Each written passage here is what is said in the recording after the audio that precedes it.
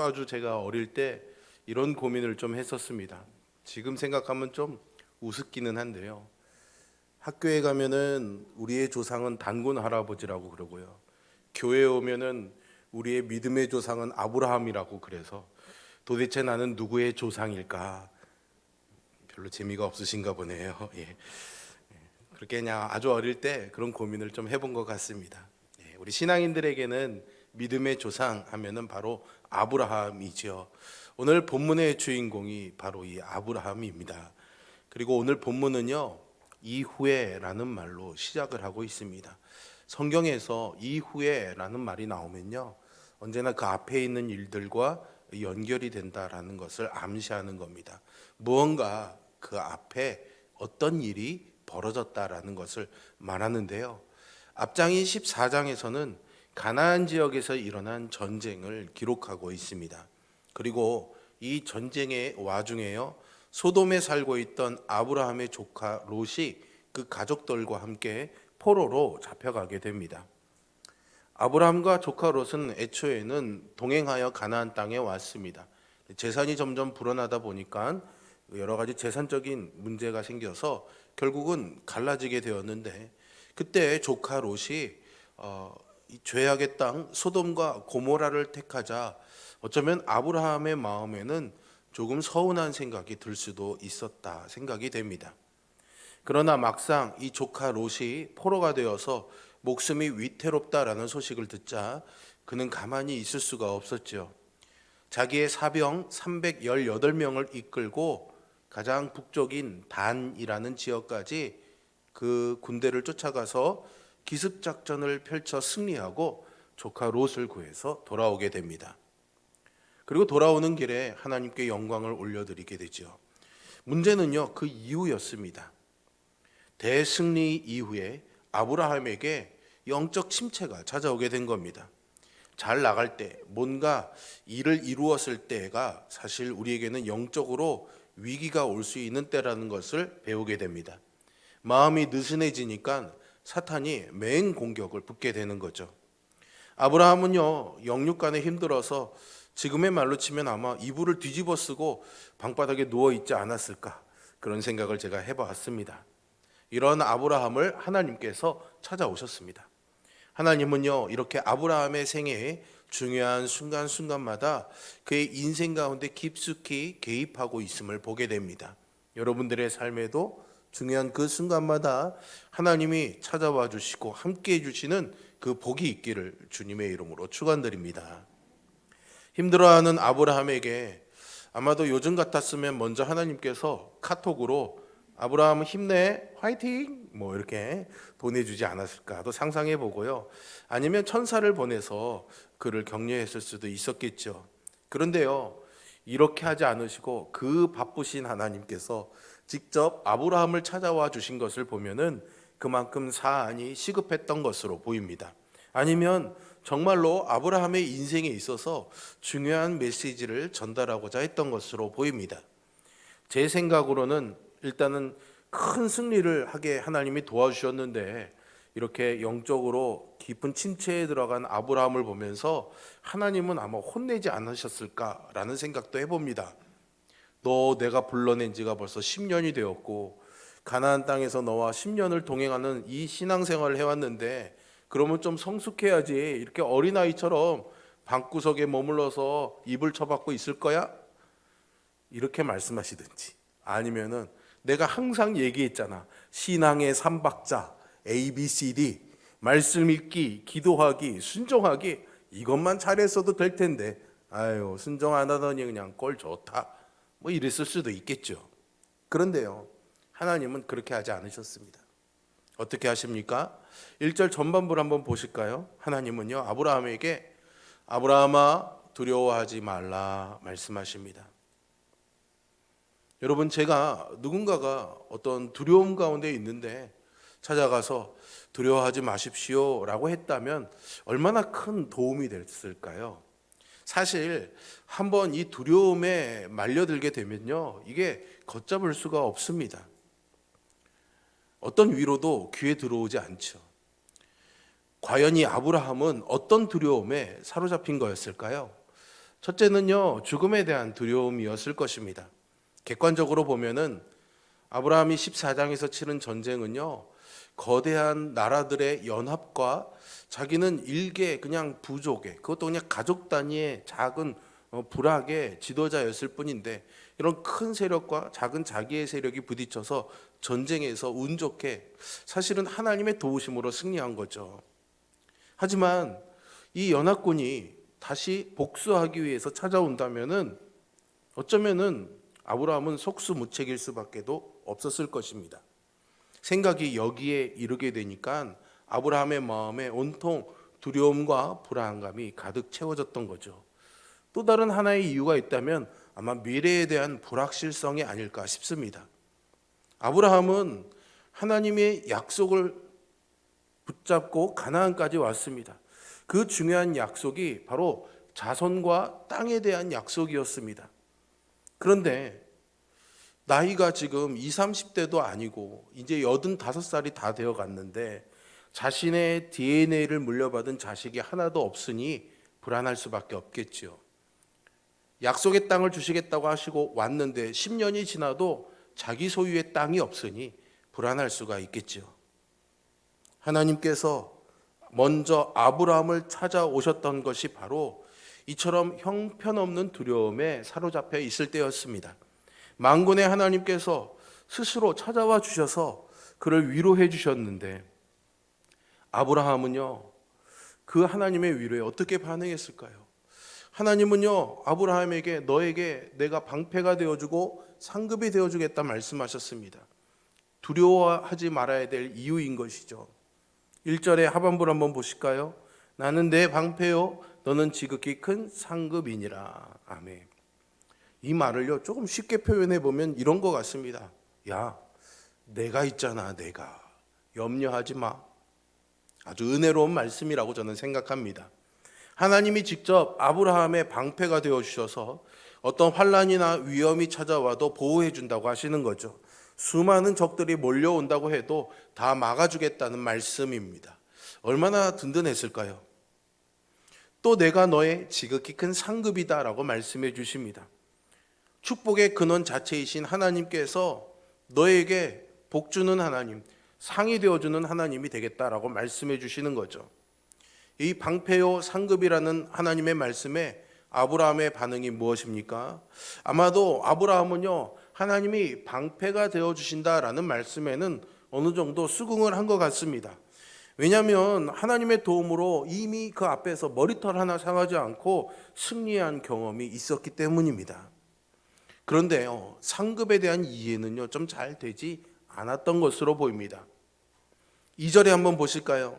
주 여호와여 무엇을 내게 주시려 하나이까 묻고 있잖아요. 내가 너에게 상급이 되어줄게. 뭘 주시려고요 하나님? 이렇게 묻고 있는 겁니다. 이러한 아브라함의 물음은 직접 찾아와 주신 하나님의 친절과 호의를 무색하게 만들어 놓습니다. 하나님께서는 지금 자신을 주시겠다라고 하셨지만 아브라함은요, 눈에 보이는 하나님이 아닌 다른 무엇을 구하고 있는 겁니다. 전쟁을 하거나 자신의 미래를 지켜내기 위해서는 보이지 않는 하나님의 약속보다는 이루어지지 않고 있는 지금 이 상황보다는 보다 구체적인 눈에 보이는 칼이나 말이나 병사들이 상속자가 더 실효성이 있고 힘이 있으니 차라리 그것을 손에 쥐어 달라는 겁니다. 하나님이 방패가 되어주겠다, 상급이 되어주겠다라는 이 말씀이 그냥 공허하게만 느껴졌던 것으로 보입니다. 우리의 신앙은 어떻습니까? 우리도 아브라함과 별반 다를 것이 없어 보입니다. 우리가 믿음을 가질 때 하나님의 놀라운 은총과 복의 약속을 받았음에도 당장 눈앞에 있는 그 문제 앞에서 하나님이 주시겠다 하는 이 복이 뜬구름처럼 여겨져서 내가 바라는 바 혹은 원하는 것을 얻을 때까지 자꾸만 무엇을 달라고 때를 조르는 것을 그저 믿음으로 여겼던 우리이지 않습니까? 지금 아브라함은요, 하나님은 필요 없고요, 내가 원하는 그것을 내게 쥐어주시면 됩니다 라고 그렇게 말하고 있는 것처럼 느껴집니다. 결국 자신의 바람이나 기대를 하나님보다 우선시하는 그런 완고함이 하나님을 나의 구원으로 믿는 이 믿음을 가로막게 한 것이죠. 이어지는 아브라함의 주장입니다. 15장 2절의 말씀을 보시면 나는 자식이 없사오니 나의 상속자는 이 다메섹 사람 엘리에셀이니이다 라고 말하죠. 아브라함은요, 사실 자식 하나를 바라보고 살아왔다 해도 과언이 아닐 것입니다. 하나님은 75세까지 자식이 없던 아브라함을 불러내셨습니다. 아브라함은 자신을 많은 민족의 조상으로 삼을 것이다 라는 이 약속을 믿고 정든 고향 갈대아 우르를 떠났습니다. 그리고 10년이 지났습니다. 10년이면요, 여러분, 참을 만큼, 기다릴 만큼 참고 기다린 것 아닐까요? 이제나 저제나 언제나 이 사라의 배가 불러올까 지켜보았지만 아무 소식이 없습니다. 이제는 더 이상 못 기다릴 것 같습니다. 그러니 차라리 내가 뭔가를 해보겠다. 자신의 계획을 밀고 나오는 거죠. 고대 근동 지방에서는요, 자식이 없을 경우에는 양자를 드리는 관습이 있었습니다. 양자는요, 재산을 상속받습니다. 대신에 자기를 입양해준 그 늙은 부모를 부양하고요, 돌아가시면 장례를 책임져야 하는 것이죠. 아브라함은 이 관습에 따라서 하나님의 약속은 잠시 미뤄두고 자기 집에서 키운 종을 양자로 삼겠다 말하는 것입니다. 이렇게 자신의 속내를 털어놓게 된 거죠. 자신의 아내 사라를 통해 하늘의 무별들처럼 바다의 모래알처럼 많은 후손을 주시겠다라는 하나님의 약속이 있었음에도 불구하고요, 아브라함은 스스로 자신의 상속자를 결정하고 확정짓습니다. 하나님의 말씀이 아닌 자기에게 좋은 대로 종 엘리에셀을 양자로 삼겠다는 것이죠. 그런데 여러분, 이 양자로 삼으려는 종의 이름이 엘리에셀이라는 것이 조금은 의미심장합니다. 엘리에셀, 어디서 다른 비슷한 이름이랑 비슷해 보이지 않습니까? 에베네셀, 엘리에셀, 비슷한 의미인데요, 엘리에셀의 뜻은 나를 도우시는 하나님이라는 뜻입니다. 그러니까요, 속으로는 하나님의 도우심을 기다리다가 지쳐버려서 이제는 그냥 내 좋은 대로 해야겠다 툴툴거리고 있는데, 겉으로는 하나님 앞에 나를 도우시는 하나님이라는 이름을 가진 이 종 엘리에셀을 내세우면서 마치 이것이 하나님의 뜻을 따르는 것처럼 그렇게 모양새를 취하고 있는 거죠. 지금 하나님을 향한 그의 신앙과 행동, 말과 삶은요, 불일치하고 있습니다. 뿐만 아니라 하나님 면전에서 하나님과 자신을 속이고 있는 셈이니 괘씸하기 짝이 없는 일이죠. 그런데요, 하나님은요, 이런 아브라함의 속내를 알고 계시면서도 그를 책망하지 않으십니다. 그리고 아브라함에게 이렇게 말씀하시죠. 4절을 보십시오. 그 사람이 내 상속자가 아니라 내 몸에서 날 자가 내 상속자가 되리라. 아브라함은요, 하나님의 약속이고 뭐고 이제 더 이상 기다릴 수가 없어서 자신의 계획을 세웁니다. 그런데 하나님은요, 포기하지 않으십니다. 하나님의 약속은 변함이 없기 때문이거든요. 천지는 없어져도 하나님이 한번 약속하신 그 말씀은 반드시 이루어지기 때문입니다. 하나님의 역사는요, 그래서 아브라함의 노력 더하기 하나님의 도우심이 아닙니다. 하나님의 일방적인 역사를 통해서 이루어집니다. 하나님은 아브라함의 모든 노력을 차단하시고 이미 태가 다친 사라의 몸을 통하여 이 구속의 역사를 취하십니다. 하나님은 방 안에 들어누워서 이제 자기 생각으로 꽉 차 있는 이 아브라함의 손을 끄잡아 내셔서 데리고 밖으로 나가 밤 하늘을 올려다보게 하셨습니다. 그날따라 별들이 하늘에 빼곡히 채워져 있었을 것입니다. 우물한 개구리 마냥 그저 자신의 생각 안에 갇혀있는 아브라함의 그 닫혀있는 세계의 문을 열고 이제 광활한 하나님의 세계로 초대하고 계시는 겁니다. 자기의 의로 똘똘 뭉쳐진 아브라함의 세계를 깨뜨려 버리시고 무한하신 하나님의 세계로 이끌고 가시는 거죠. 5절을 보십시오. 그를 이끌고 밖으로 나가 이르시되 하늘을 우러러 무뼈를 셀 수 있나 보라. 또 그에게 이르시되 내 자손이 이와 같으리라. 아멘.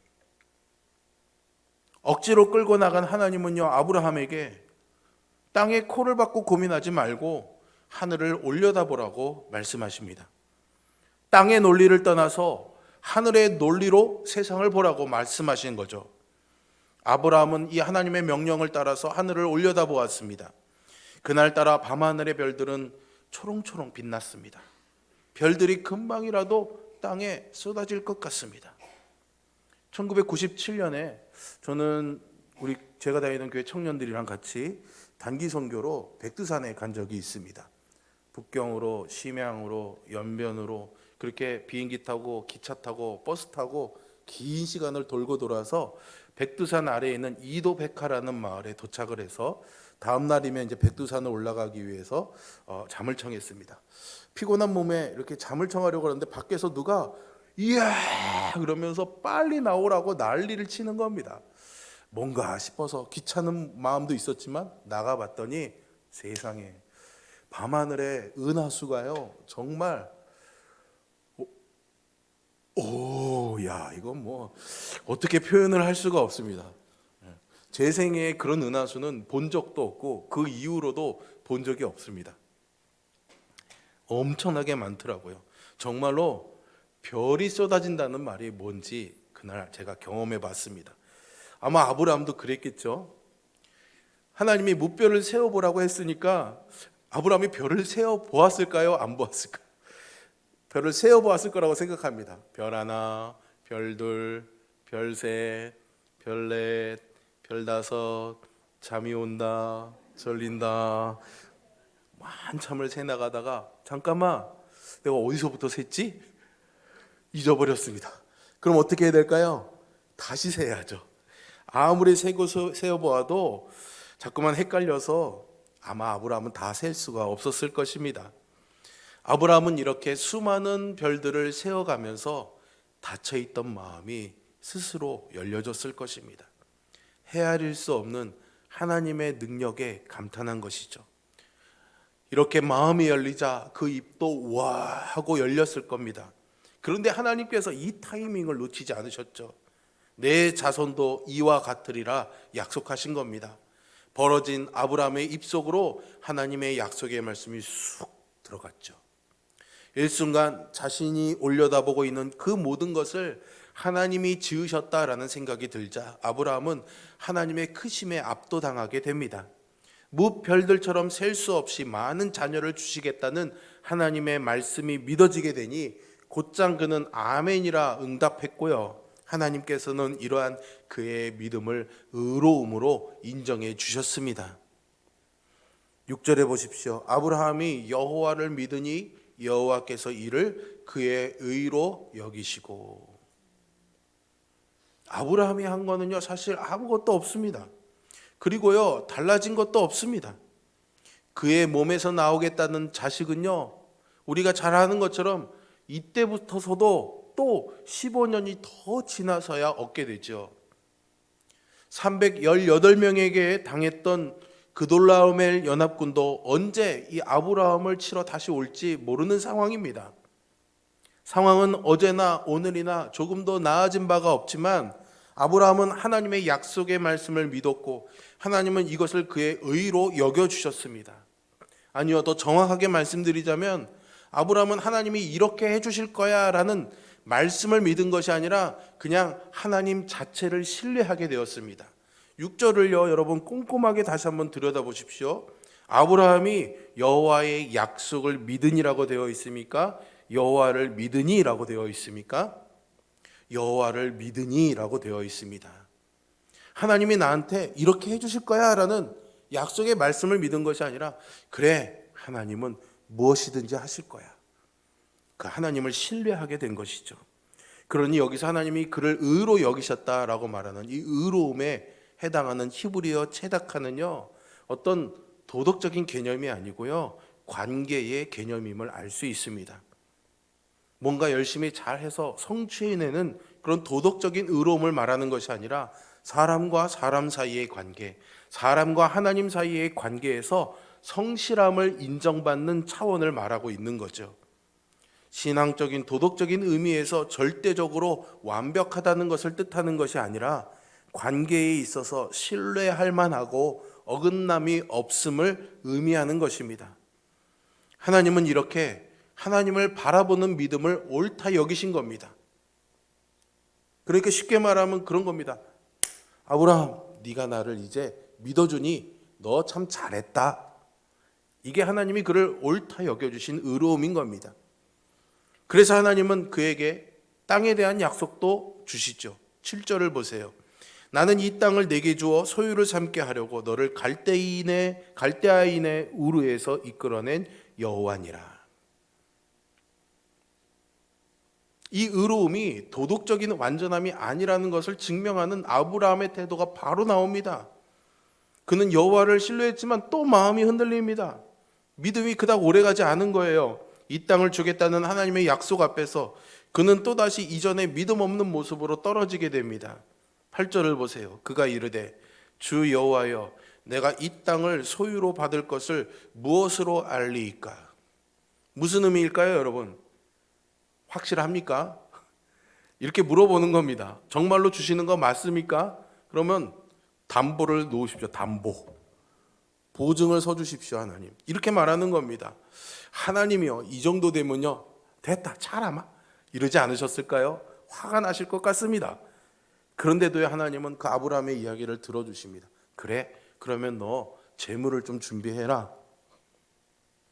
믿음이 없어 불안해하고 있는 이 아브라함에게 확신을 주시려는 거죠.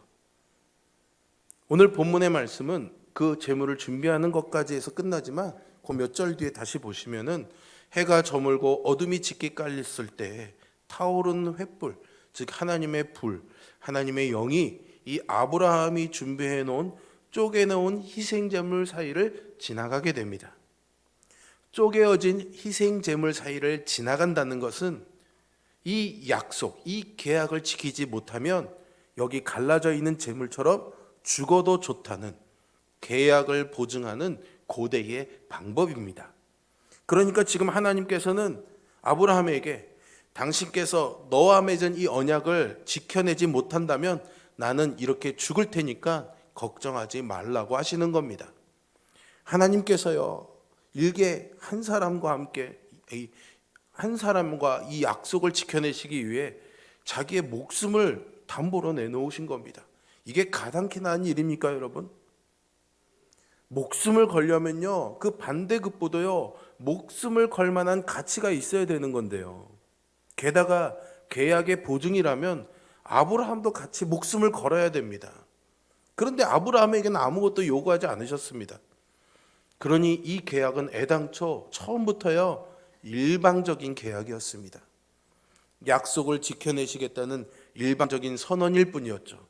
제가 여러분들에게 은혜, 헤세드에 대해서 많이 말씀드렸죠. 고대의 이 계약은 쌍방 중에 한 사람만 계약을 지키지 못해도 이 계약은 파기됩니다. 그러나 하나님의 은혜는 바로 지금처럼 일방적인 계약이기 때문에 우리 쪽에서 자격이 없어도 하나님이 그것을 해내시는 겁니다. 그게 은혜인 것이죠. 그러니 이 약속의 확실성은요, 아브라함이 얼마나 잘하느냐에 있는 것이 아니었습니다. 전적으로 하나님의 신실하심에 있는 겁니다. 그분은 반드시 하시는 분이야 라는 것에 이 약속의 보증이 있었던 거죠.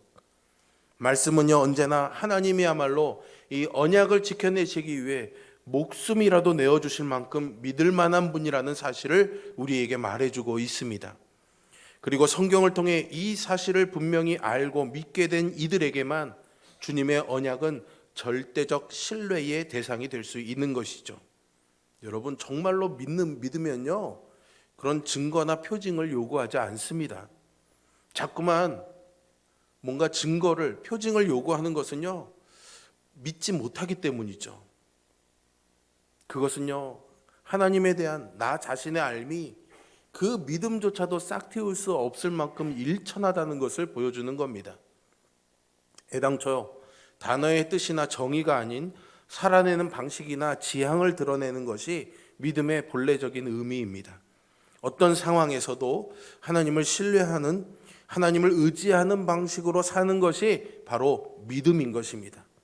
어떤 사실을 받아들이고 인정하는 것이 아니라 그것을 신뢰하며 따라가는 삶, 그것이 바로 믿음인 것이죠.